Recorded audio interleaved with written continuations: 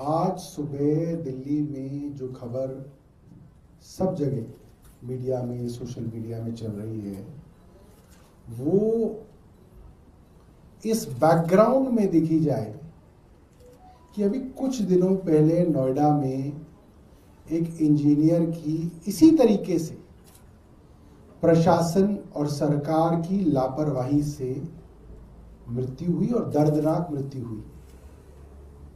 ठीक उसी तरीके से आज जो खबर आ रही है कि आशीष सूद जो मंत्री हैं उनकी विधानसभा में जगह जगह गड्ढे हैं।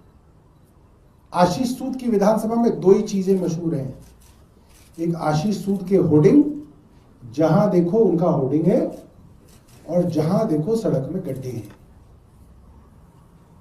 और उनमें से एक होर्डिंग के अंदर एक आपके हमारे जैसा सैलरीड आदमी, 25 साल का नौजवान, HDFC रोहिणी में कॉल सेंटर में नौकरी करने वाला, एक माँ का लाल जिसको 25 साल का बड़ा किया उस परिवार ने, वो उस गड्ढे में सुबह गिरा हुआ पाया गया।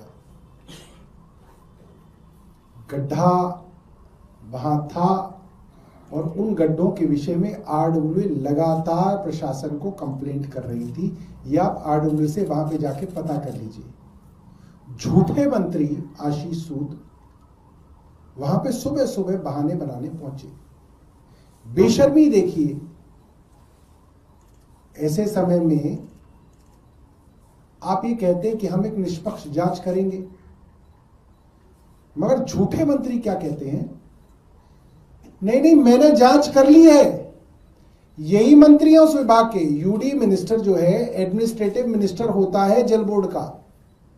एडमिनिस्ट्रेटिव मिनिस्टर यही है। एडमिनिस्ट्रेटिव डिपार्टमेंट ऑफ दिल्ली जल board, which is a board, is urban development. He is the minister concerned. और ये कह रहे हैं मैंने जांच कर ली है। सुरक्षा के सारे जो जरूरत होती है वो सब थी, मगर मैंने कह दिया कि चीफ इंजीनियर जो है एक कमेटी बना के जांच कर ले। अरे जब मंत्री ने पहले ही जांच करके डिक्लेयर ही कर दिया मीडिया में कि सब कुछ था, वो लड़का ही पागल था कि वो बाइक समेत उसमें कूद गया और मर गया। यही हुआ ना इसका मतलब। जैसे वो नोएडा का आदमी जो लड़का कूदा वो शराबी था,